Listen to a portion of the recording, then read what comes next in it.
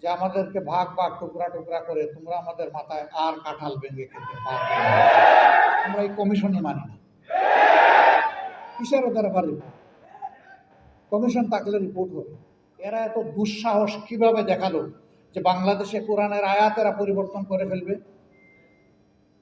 হ্যাঁ, নিশ্চয়ই তাদের পিছনের কোনো শক্তি তাদেরকে উস্কানি দিচ্ছে। প্রথম কথা হলো, গঠিত ওই কমিশন এই জাতির চিন্তা চেতনা, তাহজিব, তামাদ্দুন এবং বিশেষভাবে আল্লাহ তাআলার আইনের বিরুদ্ধে অবস্থান নেওয়ার কারণে তারা প্রত্যাখ্যাত বলে আমরা ঘোষণা করছি।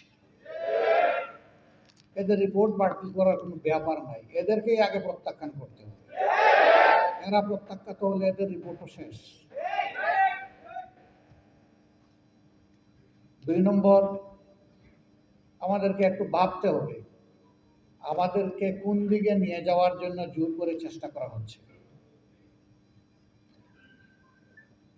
আমাদের শিশুকালে আমরা দেখেছি আমাদের শিক্ষাদান শুরু হতো মক্তবের পাঠ দিয়ে। সকালবেলা মক্তবে যেতাম, ওখান থেকে আসার পরে গোসল করে মা কাপড় পরিয়ে বই হাতে ধরিয়ে স্কুলে পাঠিয়ে দিতাম। এখন খুবই পরিকল্পিতভাবে সবাই মক্তবের এই ধারাকে শেষ করে দেওয়া হয়েছে। বাচ্চা ঘুমাচ্ছে, তাকে কাঁধে ফেলে মা স্কুলের দিকে রওনা করেছেন, ওই মক্তবে যাওয়ার ওই সময় এটাই কেড়ে নেওয়া হয়েছে। ইকরা বিস্মি রাব্বিকাল্লাযী খালাক দিয়ে যে শিক্ষা মুসলমানের বাচ্চা শুরু হওয়ার কথা, সেটা অন্য কিছু দিয়ে স্কুলে গিয়ে শুরু হচ্ছে। এই জায়গাটা শেষ করে দেওয়া হয়েছে। সেই প্রজন্মেরই কিছু লোক হয়তো আজকে তারা গোটা নারী সমাজের প্রতিনিধিত্বের কথা বলে সমাজকে বিভ্রান্ত করছেন। তারা কারা? কোরআনের সংস্কারের দাবি নিয়ে আমাদের সামনে এসেছেন। আমাদের কোনো অধিকার আছে তাদেরকে এই অধিকার দেওয়ার? আমরা কে? এই কোরআন আল্লাহ তাআলা নাজিল করেছেন এবং এটার হেফাজতের দায়িত্ব আল্লাহ স্বয়ং নিজে কবুল করেছেন। কিয়ামত পর্যন্ত কেউ এখানে কোনো পরিবর্তন আনতে পারবে না। এরা এত দুঃসাহস কিভাবে দেখালো যে বাংলাদেশে কোরআনের আয়াত এরা পরিবর্তন করে ফেলবে? হ্যাঁ, নিশ্চয়ই তাদের পিছনের কোনো শক্তি তাদেরকে উস্কানি দিচ্ছে। কেন এই মুহূর্তে উস্কানিটা কেন? এই সরকারের তো এটা এজেন্ডা হওয়ার কথা না।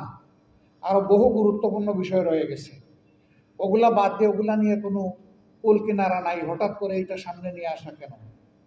এর মূল কারণ, স্বাধীন বাংলাদেশে 54 বৎসরে মানুষ যা আশা করেছিল পেয়েছে তার উল্টাটা। এই সমাজকে বিভিন্নভাবে কুড়ে কুড়ে ধ্বংস করা হয়েছে। এখন এদেশের দিনদার ইমানদার যে শক্তিটা জেগে উঠেছে, তাকে নিয়ে মানুষ নতুনভাবে স্বপ্ন দেখা শুরু করেছে। এই জায়গায় ইসলামী শক্তির মুখোমুখি আরেকটা শক্তিকে দাঁড় করিয়ে দেওয়া হচ্ছে, জনগণের দৃষ্টিকে ভিন্ন দিকে প্রবাহিত করার জন্য, নিয়ে যাওয়ার জন্য।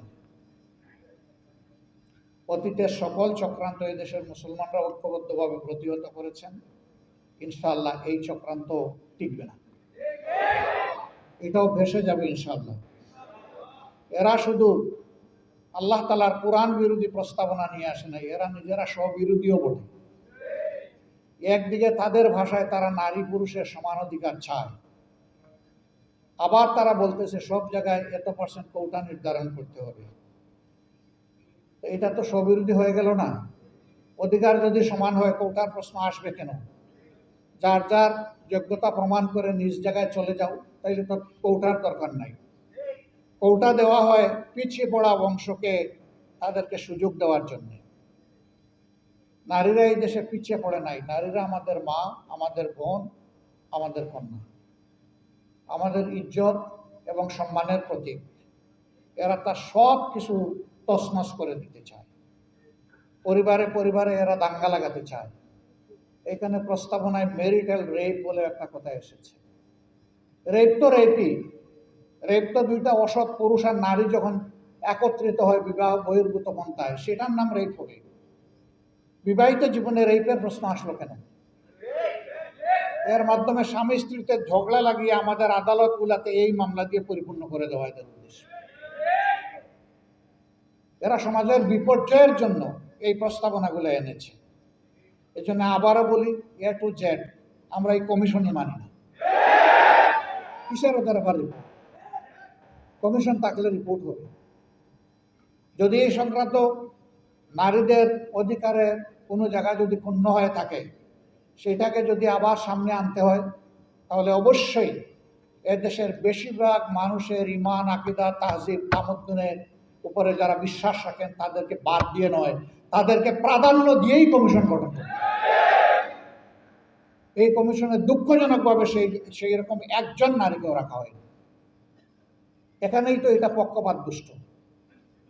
আমরা এটা মানব না, আমাদের সাফ কথা, এটা মানব না আমরা। এর জন্য কোনো আন্দোলনেও আমরা যেতে চাই না, কিন্তু যদি আমাদেরকে বাধ্য করা হয় অবশ্যই আমরা আন্দোলন। সম্মানিত ভাইয়েরা, যেহেতু নামাজের সময় হয়ে গেছে, আরো গুরুত্বপূর্ণ ব্যক্তিরা রয়েছেন, তারা কথা বলবেন। এই জন্য আমি আমার দলের পক্ষ থেকে আজকের এই আয়োজনের প্রতি পূর্ণ সংহতি প্রকাশ করার জন্য এখানে এসেছি। ইনশাআল্লাহ আমরা হাতে হাত ধরে দিন এবং সমাজের সকল কল্যাণকর কাজ একসাথে করবো ইনশাআল্লাহ। এবং আমরা বার্তা দেব যে আমাদেরকে ভাগ ভাগ টুকরা টুকরা করে তোমরা আমাদের মাথায় আর কাঁঠাল ভেঙে খেতে পারবে না। আল্লাহ তাআলা আমাদেরকে তৌফিক দান করুন। আমাকে এখানে দাওয়াত দিয়ে দুটি কথা বলার সুযোগ তৈরি করে দেওয়ার জন্য আমি আবারও আয়োজক সংস্থার প্রতি আমার গভীর কৃতজ্ঞতা জ্ঞাপন করছি এবং রাব্বুল আলামিনের দরবারে তৌফিক চাচ্ছি সকল ষড়যন্ত্রের বিরুদ্ধে আমরা বুক টান করে, বুককে শক্ত করে, মহান রবের উপর ভরসা করে আমরা যেন সব ষড়যন্ত্র মোকাবেলা করতে পারি। আল্লাহ যেন তৌফিক দান করেন ইনশাআল্লাহ। আগামীর বাংলাদেশ হবে ইনসাফের বাংলাদেশ, যার উত্থান ঠেকানোর জন্য আজকে এই সুর দেওয়া হচ্ছে সেই কোরআনের বাংলাদেশ। সবাইকে ধন্যবাদ। আসসালামু আলাইকুম।